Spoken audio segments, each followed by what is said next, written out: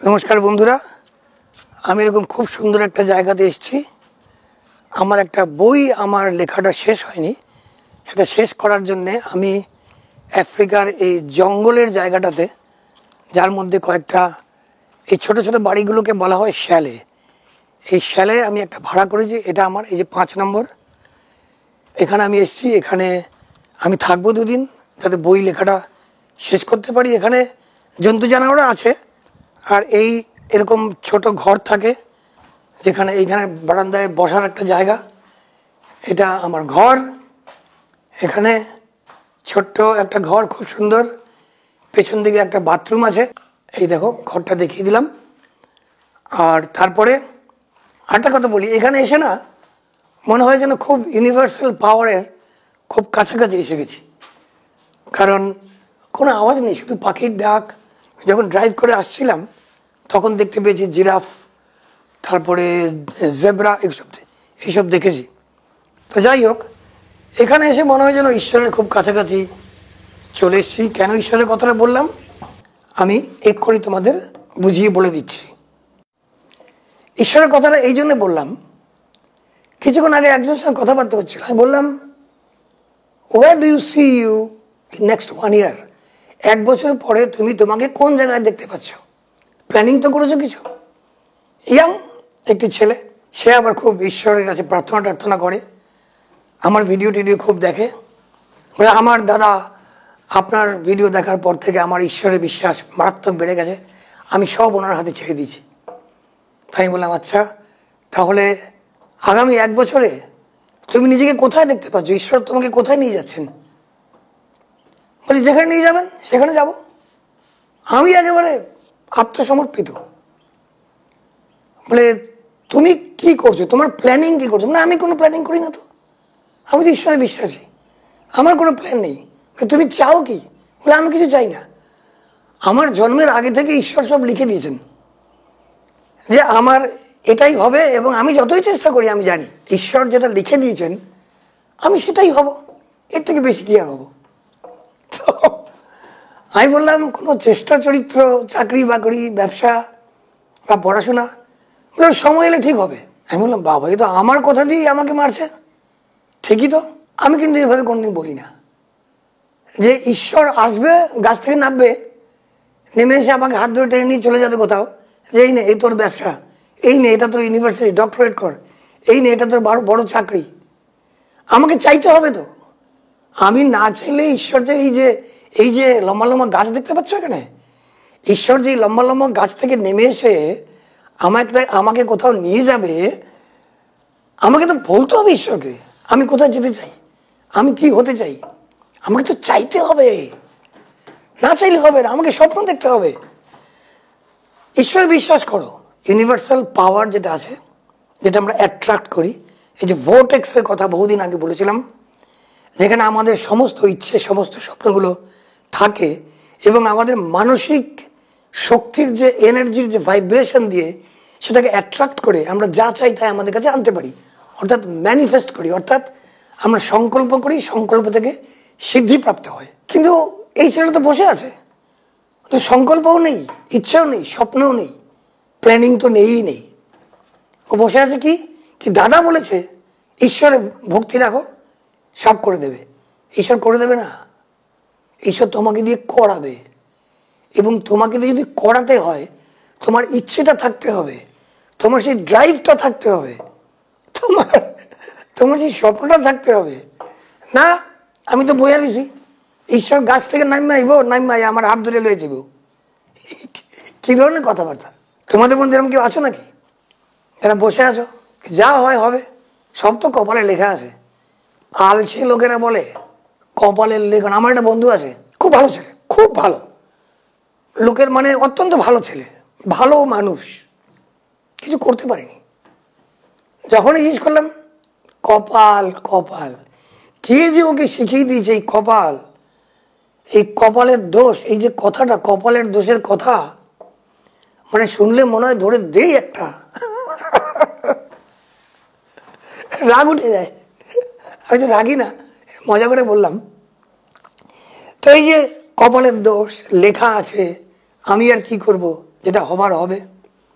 এগুলি হচ্ছে ফেল করার বা ফেলিওরের প্রথম লক্ষণ। প্রথম লক্ষণ হচ্ছে কপাল।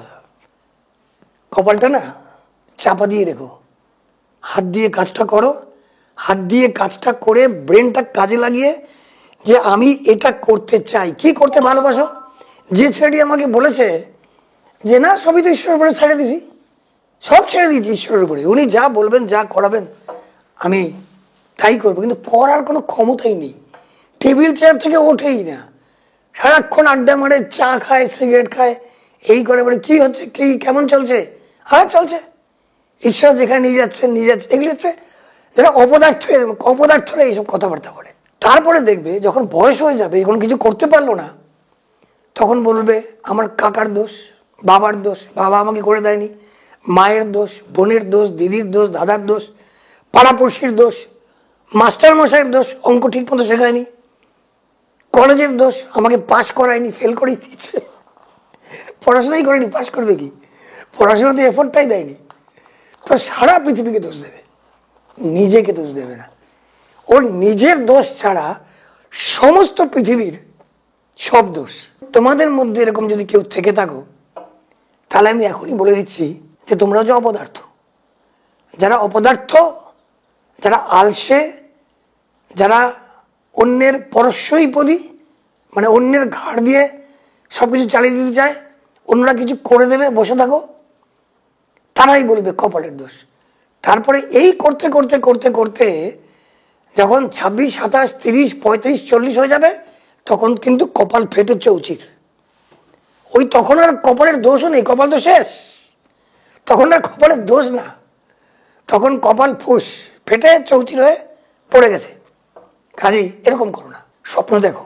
আমাদের পরলোকগত প্রাক্তন রাষ্ট্রপতি APJ আব্দুল কালাম, উনি একটা কথা বলেছিলেন অসাধারণ। উনি বলেছিলেন, dream is not what you get while you are sleeping, dream is what doesn't allow you to sleep. মানে তুমি যেটা ঘুমিয়ে ঘুমিয়ে দেখো সেটা স্বপ্ন নয়, স্বপ্ন হচ্ছে সেটা যেটা তোমাকে ঘুমোতে দেবে না, তোমাকে দৌড়ে নিয়ে বেড়াবে, তাড়িয়ে নিয়ে বেড়াবে, সেটা হচ্ছে আসল স্বপ্ন। আমি যখন সেটাকে জিজ্ঞেস করেছিলাম যে তুই কি করতে ভালোবাসিস, সেটা কর না, ওই না ঈশ্বর যেটা ভালোবাসেন বলে সেটা কি, বলে আমি জানি না, ঈশ্বর বলেননি এখনো। বলি আরে মহা মুশকিল, সে নিজেকে ঈশ্বরে আত্মসমর্পিত বলে। আমি আসলে বলবো সে ঈশ্বরের ঘাড়ে বন্দুক রেখে স্বীকার করতে চায়। ঈশ্বর কি কম চালাক নাকি, পালিয়ে যাবে? ঈশ্বর যেই দেখবে কেউ ওর কাঁধে বন্দুক রেখেছে, ঈশ্বর দৌড় মারবে, আসবেই না। এই যে দেখালাম সামনে গাছটা, নামবেনই না, ওখানে বসে থাকবেন, বসে থাকবেন যে আমি এই টেবিল ছেড়ে কখন উঠি, নিজে কি করছি।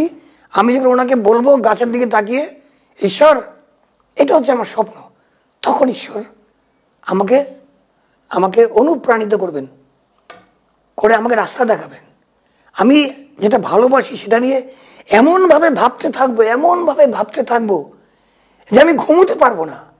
এবং সেই যে পাওয়ারটা আমার শরীরে জেনারেট হবে, it's like a power station, যেখান থেকে আমরা ইলেকট্রিসিটি পাই। আমি এমন ভাববো, এমন চার্নিং করবো, চার্নিং মানে ওটাকে ঘুটাতে থাকবো আমার স্বপ্নটাকে, যে শরীরে সেই এনার্জি উৎপন্ন হবে, ইলেকট্রিসিটির মতো উৎপন্ন হয়ে আমাকে দিয়ে ঘাড় ধরিয়ে আমাকে দিয়ে কাজ করাবে, এবং এমনভাবে কাজ করাবে যে আমি যেটা ভালোবাসি সেই কাজটা বা সেই কাজটাতে সফল হতে আমি বাধ্য হব, ঝক মেরে সফল হব। ধাক্কা মারবে কেউ পেছন থেকে, কিন্তু ঈশ্বর যা করাবেন তাই করব। ঘন্টা কচু পড়া, কিছু হবে না। আজকের ভিডিওটা বিশেষ কিছু বলার ছিল না, কিন্তু এই পয়েন্টগুলো না তোমাদের বুঝতে হবে, জানতে হবে। এটাও ল অফ অ্যাট্রাকশনের একটা অঙ্গ। আবার বলো না দাদা একটা প্রক্রিয়া তো শেখাইলেন না, একটা প্রক্রিয়া দেন। এইটাই তো প্রক্রিয়া। এই যে তুমি স্বপ্ন দেখো, স্বপ্ন দেখাটা একটা প্রক্রিয়া। কি স্বপ্ন দেখবে? যেটা ভালোবাসো, বারবার, মুহূর্তে মুহূর্তে, ঘন্টায় ঘন্টায়, ও এভরি ডে, রোজ, প্রত্যেক সপ্তাহে, প্রত্যেক মাসে স্বপ্নের দিকে স্থির দৃষ্টিতে তাকিয়ে থাকো। দেখবে শরীরে এমন এনার্জি উৎপন্ন হয়েছে দৌড়ে গিয়ে গাছে উঠে পড়বে, একেবারে ঈশ্বরের লেজ ধরে টানবে। বাস এটুকুই বলার ছিল। তোমরা সবাই ভালো থাকবে, তোমাদের সবার মঙ্গল হোক। আবার দেখা হবে, যাও জিতে নাও।